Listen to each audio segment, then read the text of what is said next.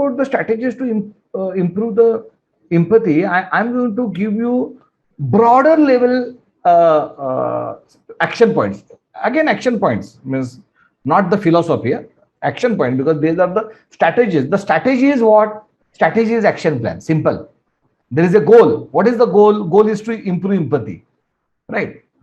Strategy is how to achieve that goal. So between the goal and your current situation, so there is a path.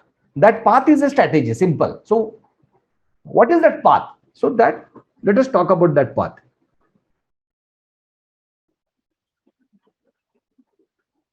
The first path which I have personally experienced. Okay, again, when I give you examples, although I will tell you that this is my personal experience, but I don't give you examples which are only of my personal experience.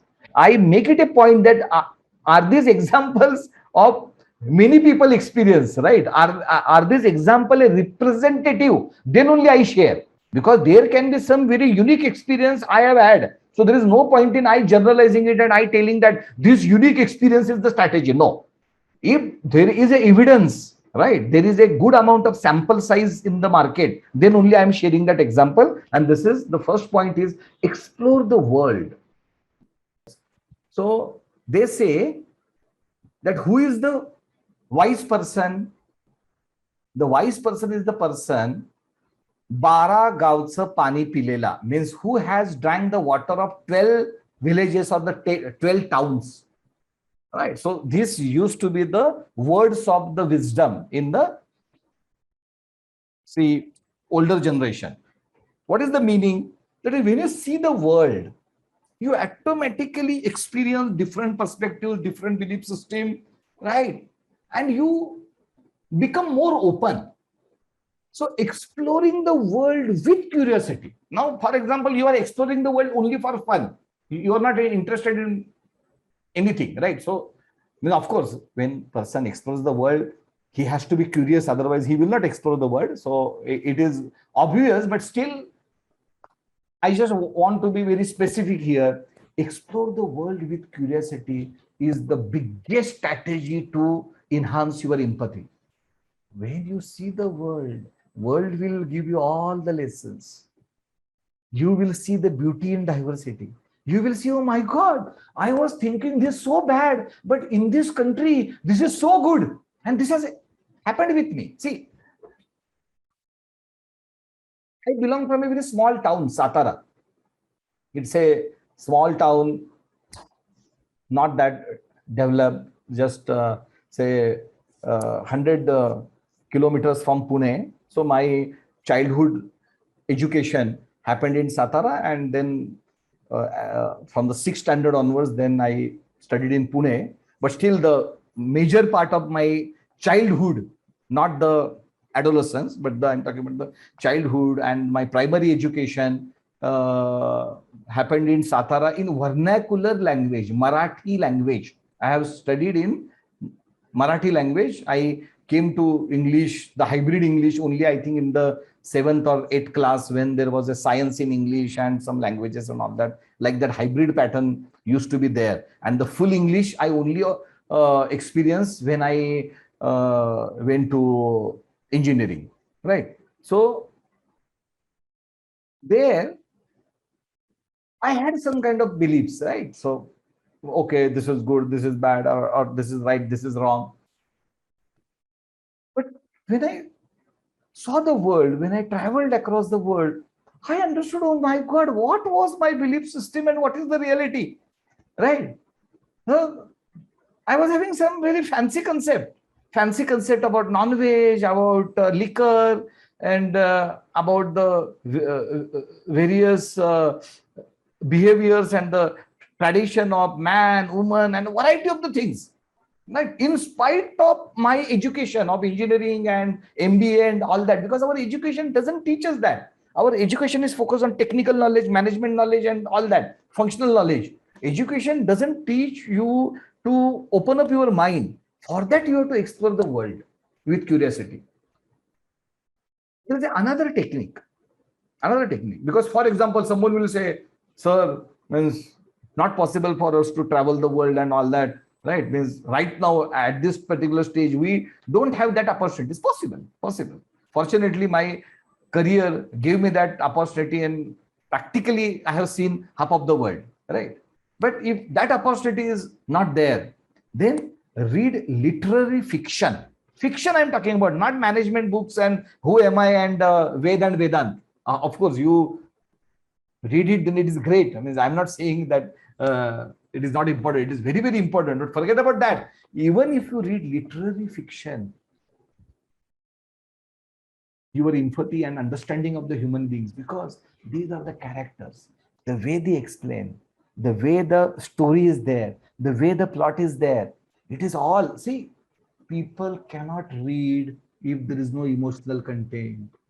Can you read mathematical books? Can you read long equations? Means if I gift you the book of the, say, mathematic formula and equation, can you read it for even 10 minutes? You can't read, right?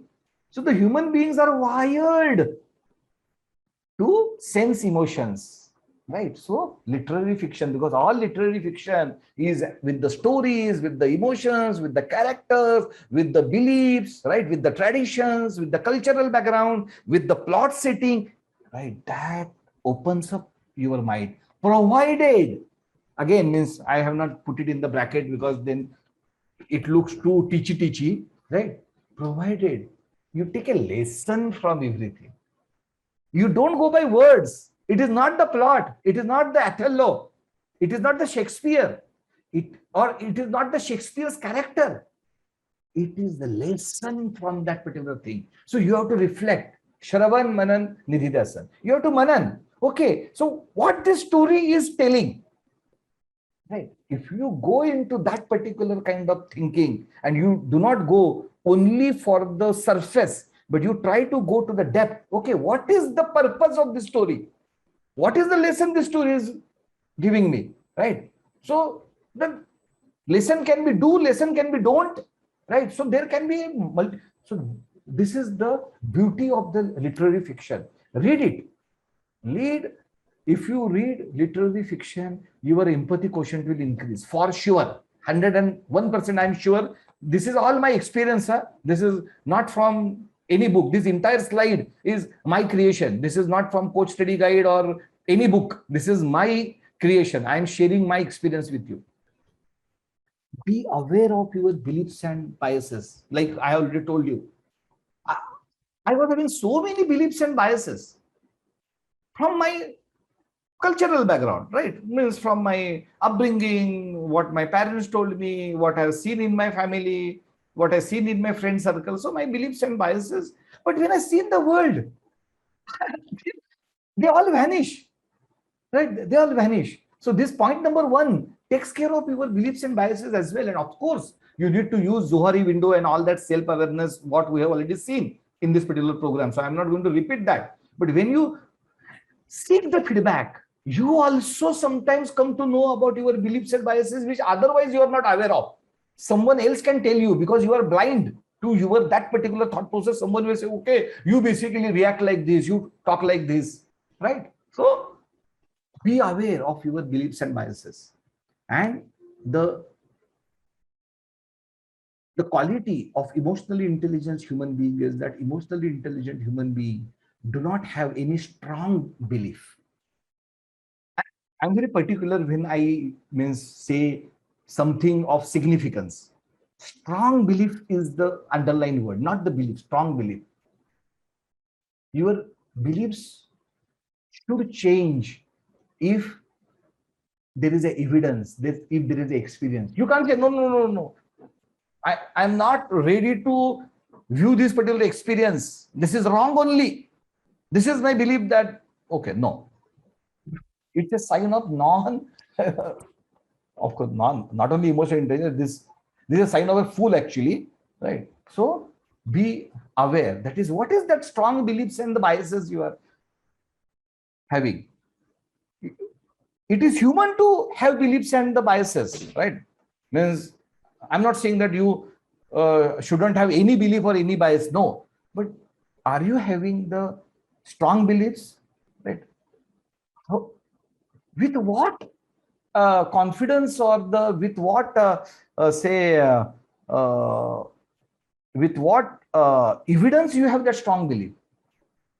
Just because you have read it somewhere, just because of you have seen it from your filtered experience and the mind and eyes, just because your parents have told, or your teachers have told, right? So you should be wise enough to basically see that is okay. Is this the reality? Right? So you be the person who don't know.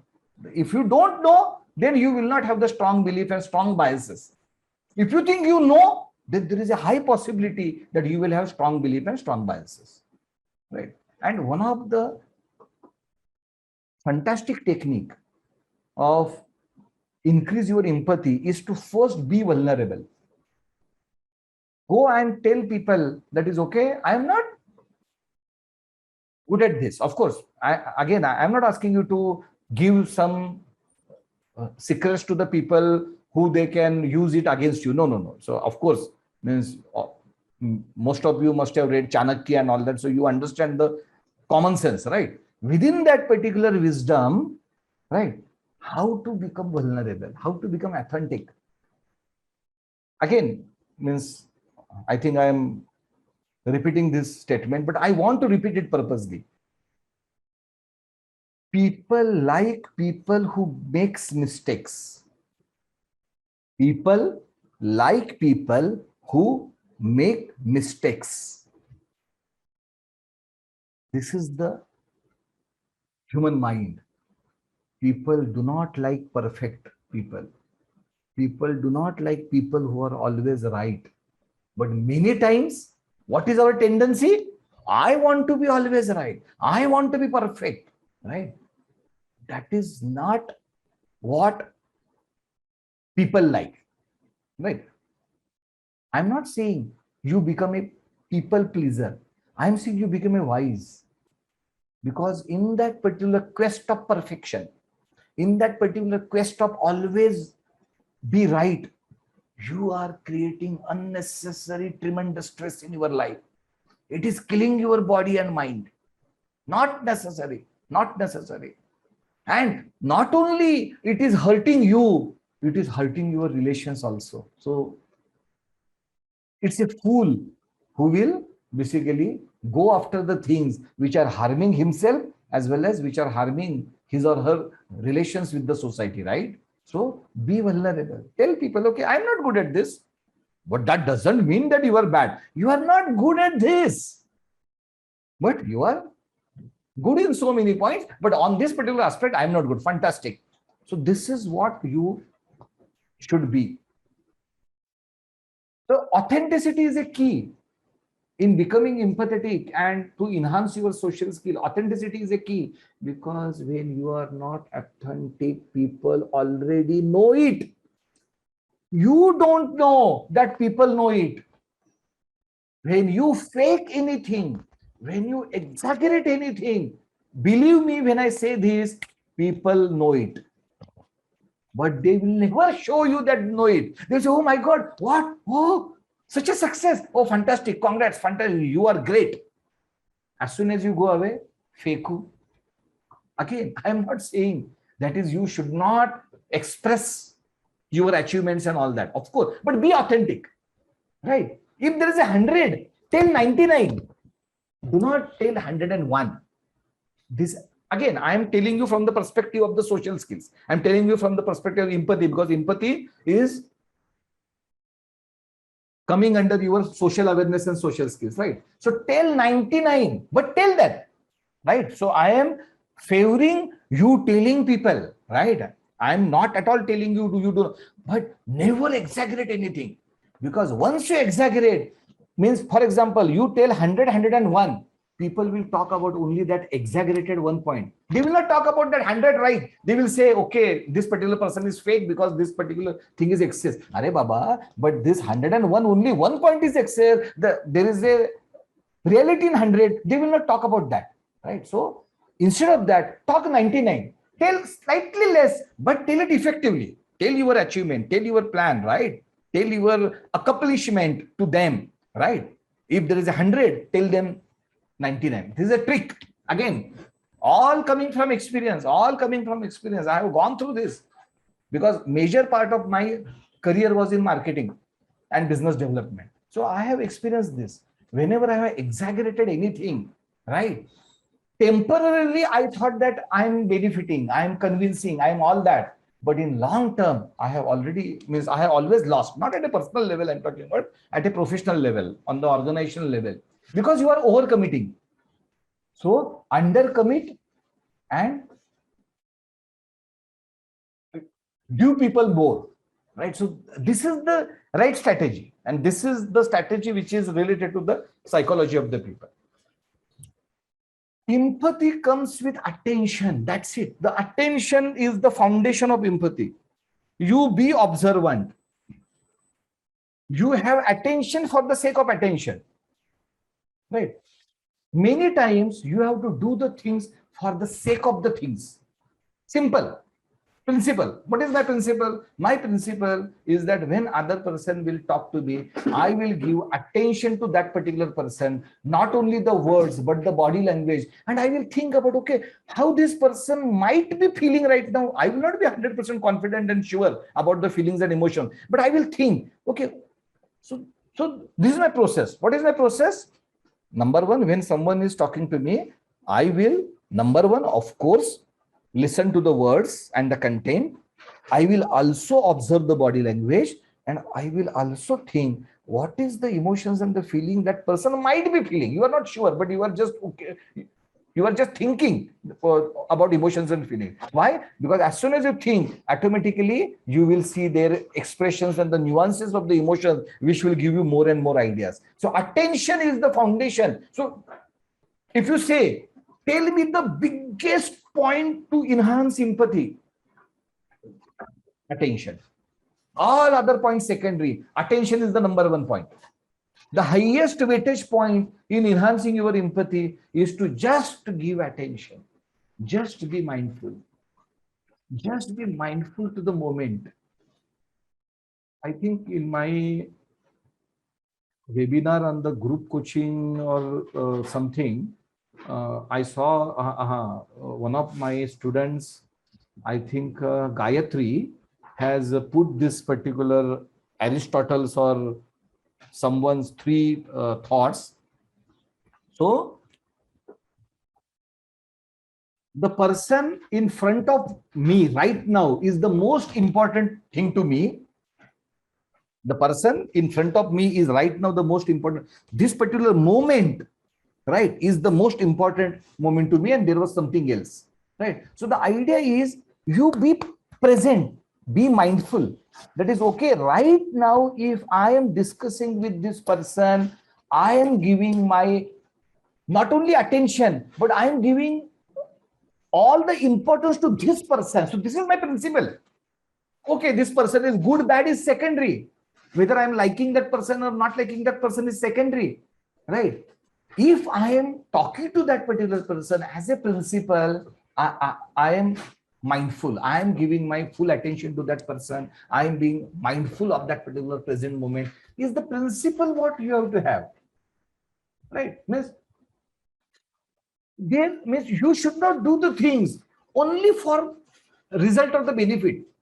You should do the things because you want to do like it, because you want to live the life like that.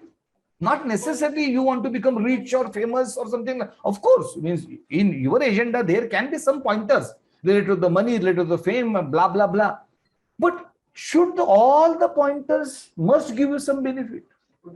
Can you not do the things just because you think that, okay, that should be the way of life? This is what the mindfulness at all. Forget about the benefits. Forget about all the benefits of the being mindful and all that and all that. Okay, there are extraordinary benefits. But can you not think, okay, being mindful, I think makes sense. Whether I get the benefit or not, okay, means let me follow this mindfulness as a way of life. Why? Because many times when you do not attach the benefit to your action, two things happen. Number one, you get that thing. There is a logic and experience behind my statement. The thing which you run after goes farther to you. The thing which you run after goes farther to you. And when you stop running after, it starts chasing you.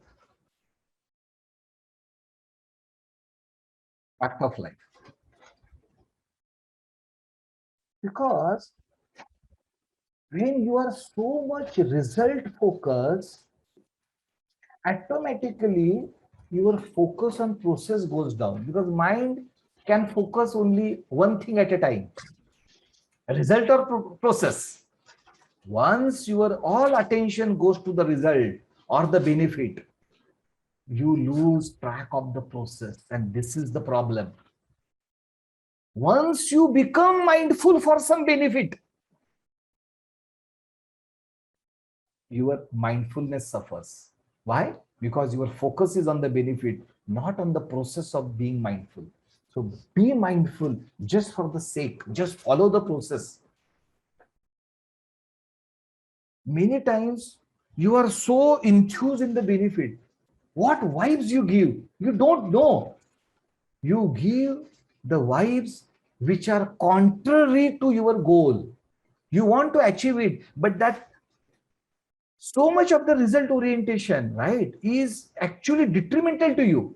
So, and means, of course, it is from the part of the empathy also, because when you are too much result and goal focus, right, many times you tend to be less empathetic. Many times you tend to be less empathetic. It has happened with me. It has happened with me. Why? Because the goal is result only, na. Goal is not people, na.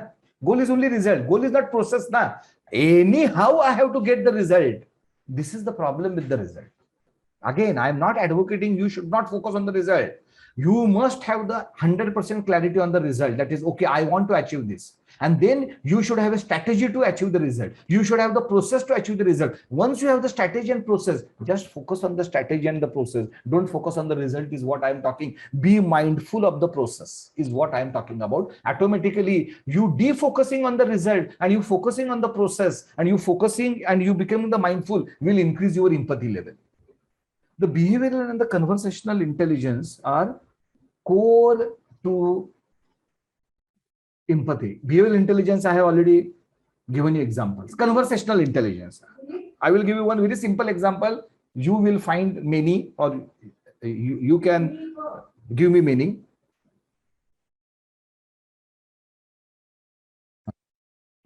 You can give me meaning.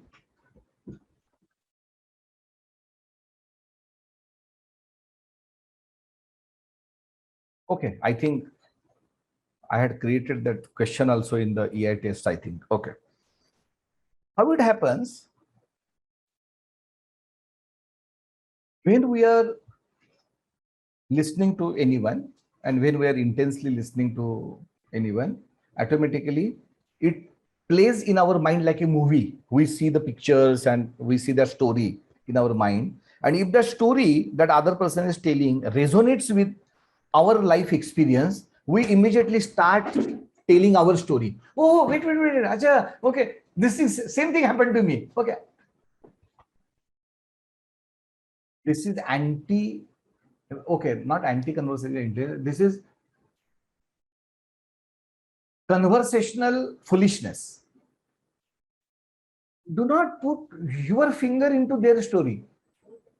When they are telling you something, your job, your duty, the process what you have to follow is to only listen and understand their story and respond to their story, right? Appreciate to their story, ask them the questions on the story. So your focus is on their story. Who is telling the story? They are telling the story.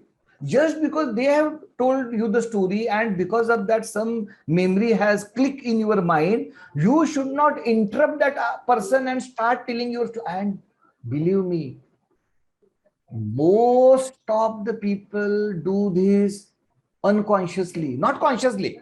Means it is not to disrespect the other person. So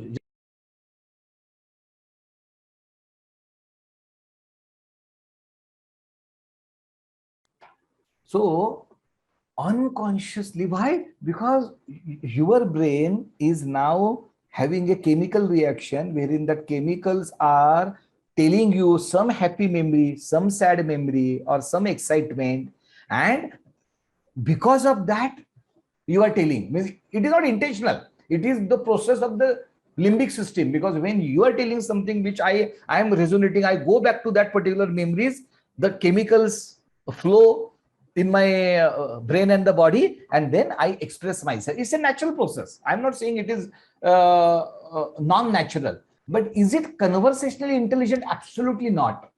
Right? Why? Because you are not listening and appreciating that person's story. Okay, when you are initiating the conversation, or after completion of that person's story and everything, lessons and all that, summarizations and all that, if you want to add your story later with a pause after that story, all right. But you should not interrupt that person and start your story. Acha, acha, this thing happened with me also. Or my uncle is also like that. But Baba, he is talking about his uncle. Why you are bringing your uncle in the story? Right. So this is against the social skills, against the empathy. Inadvertently, you are hurting that particular person. I was telling my story, but now he has taken away that particular impact from me, because now he is now telling his story or her story. So in social settings, in empathy, as well as in social skills, conversational intelligence plays a very major role. Behavioral and conversational intelligence. So if you ask me, top 3 pointers to enhance your empathy, the first pointer is attention. Second pointer is behavioral intelligence. And third pointer is conversational intelligence. Right? Control when you have to express and when you don't have to express. This is called as wisdom. The wisdom, knowledge is what to do, how to do. Wisdom is not only how to do, what to do, but when to do and when not to do. So I'm talking about when not to talk is a part of the conversational intelligence.